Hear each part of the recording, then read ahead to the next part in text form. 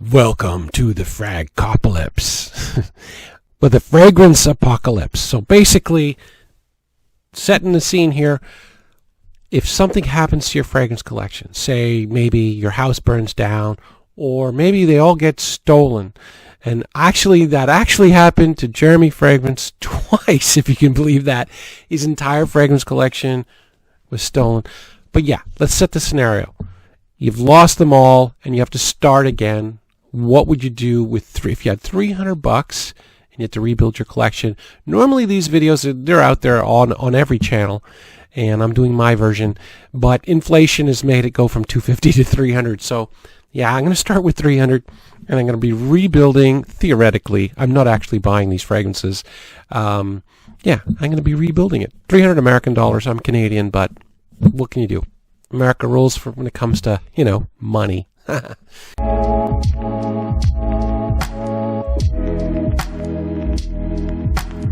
Okay, so before we get into it, though, I just discovered something read an article on Fragrantica that was referencing a Marie Claire article from earlier this year. I'll put a link in the description so you can read it if you're curious. But I didn't realize this. The first time ever in history, a male fragrance in 2021 was the #1 selling fragrance in the world. It was not a female fragrance last year. It was a male fragrance. It was Dior Sauvage. That should come as no surprise. But yeah, Dior Sauvage and that's weird. Like, especially for an older guy like me. Like, when I was younger, I came from an area that, guys just didn't wear fragrances much, if at all. Like, I wore Jora Mihail in the early 90s when I was dating my to-be wife. But yeah, they just weren't a big thing, and now they're everywhere. I really got to give credit to where credit's due, and if any single individual deserves a lot of credit for this, for men wearing fragrances, it's got to be Jeremy Fragrance. I mean, he's the reason I got into this, and he's the reason so many people did. And it's just he's going through a rough time right now. The business is kind of up in the air a little bit, and his dad died. That seemed to really affect him. And so, yeah, I would imagine making that kind of money and have the kind of success that he had, it must be very destabilizing. But he's just been phenomenal for the industry and for male fragrances. So, yeah, my hat's off to him. And I think, though, with male fragrance finally being #1 overall, it's nothing but good for us. Okay, so let's get to the Fragcopolis. First fragrance I'm going to go with is, and I'm going to give the prices, and we're going to tally the whole thing. It's this guy, Jora Intense, Ambrette Iris, masterpiece. If you're into fragrances, you'll know and love this. However, this is pretty expensive. So what I'm going to do is I'm going to get a travel spray of this. And a travel spray is 8 milliliters. It comes with a 96 sprays, but it's a small atomizer. So instead of 4 or 5 sprays for a full application, you'll probably go with 6 or 7. But this is a strong fragrance, so yeah, you can get away with 6 no problem, which would give you about 15 full applications. So yeah, if you need to wear a formal fragrance where you're going to be dressing up, going to a wedding, or if you're graduating or something like that, or going to a graduation, or if you're in a wedding party, you have something like really nice, classy, formal fragrance to wear, and you don't have that happen a lot, so thus the travel spray. So this travel spray for this is going to be $16.89. Okay, now, work. Yeah, work. Oh yeah, work. When I think of work, I always think of the House of Prada. Like either the Prada Amber Pour Homme line or the Prada L'Homme line. They're clean, they're elegant, really nice, classy work fragrances. And I'm going to go with the House of Prada, but I'm going to go with the Prada L'Homme line. This is Prada L'Homme, and this is a 50 milliliter. I love this. This is the most iris that I get from any fragrance. Just tons of it. And then there's some amber in the dry down, a little bit of neroli, but this is gorgeous. It's a gorgeous fragrance. Price has gone up considerably, though. And if you got a 50 milliliter bottle right now, you would pay $79.37, which is an awful lot more than you used to pay, but I just love iris so much. I'm going to go with this in the office. I could go in the Amber Pour Homme line and for a little bit less, but no, I'm going to go iris today. I love iris and oud. Those are my things, so I'm going to go with that. All right, so yeah, I live in Canada. I don't know if you guys know, and but yeah, Canada gets pretty damn hot, and it's hot today. Like especially with global warming, it's like, I don't know, man. Like 4 months of the year can be pretty warm. So I'm gonna need a warm weather fragrance, and I am gonna go with Montblanc Legend Spirit.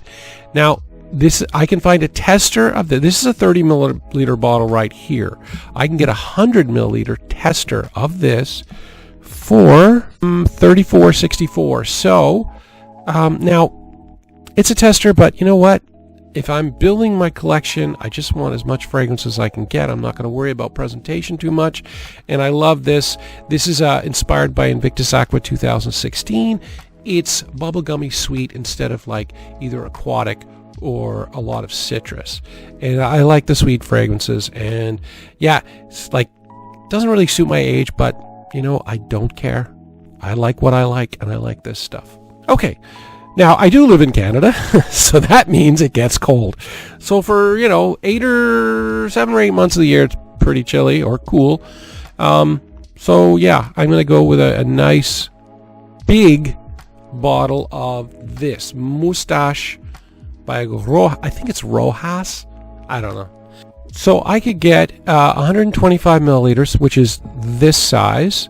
And full disclosure here, I thought this was a 100 milliliter bottle the entire time I was preparing for this video, and I just saw that it's 125 milliliters. So yeah, this is a 125 milliliter bottle, and I could get this for $51.02 at the discounters, which is like, that's a hell of a deal. Like this is a really nice fragrance. It's benzoin, vanilla, and pink pepper.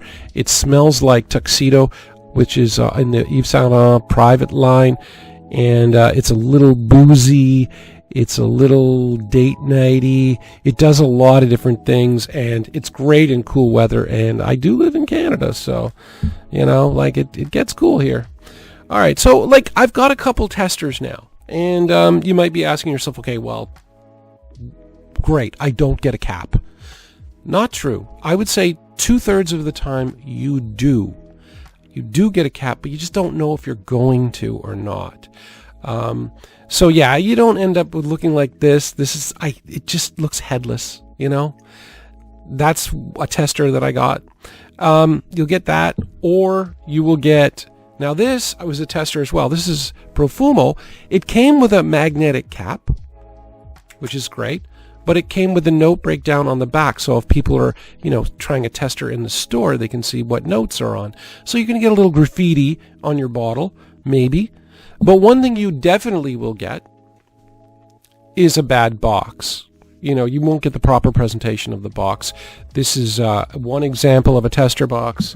This is another. This is more often than not, they're usually white, very bare bones kind of thing. And look, if you collect boxes, I get it, because I did for a long time, but I found they took up a lot of space. They can really help the presentation, though. You put the box behind the fragrance, it looks really nice. But yeah, it took up a lot of space, so now only occasionally will I keep the box. Yeah, obviously. So that's the one thing you can guarantee not to get, but in most cases it works out. As long as I get the cap, I'm fine. So that's what you get with a tester. What am I going to wear as my signature scent, my dumb reach scent? What am I going to wear to supplement this guy in cooler weather? I'm going to go with Oud Noir by Versace. I can get a tester of this for $70.84. So yeah, a lot of testers on this list, but I'm just replenishing.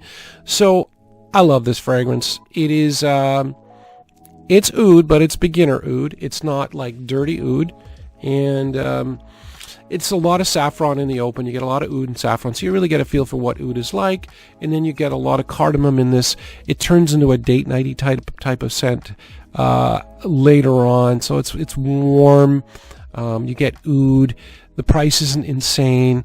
It's just a good all-around fragrance. And then finally, for date night or going out with friends, that kind of thing, I'm going to go with this. I can get a tester of Dylan Blue for $45.98. I think people know that I really like this fragrance. The thing is, though, I like it. I don't necessarily love it, but I love it for dating and for being with other people, because most people, and I come from a small town, most people haven't smelled Ambroxan before, or if they have, they only get it occasionally. You know, if you're a fragrance enthusiast like myself, and a lot of people that watch are as well, you know, we're familiar with the Ambroxan. We find it a little boring. But most people, like, they smell it and they go, oh my God, that smells amazing.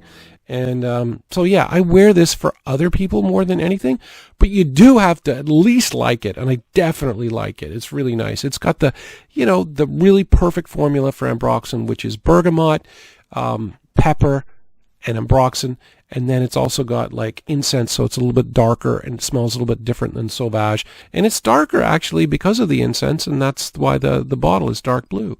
So anyway, that's the whole thing, and I got $1.26 left. Buy some gum or something. Anyway, thanks for watching, guys. I hope you enjoyed that. Take care.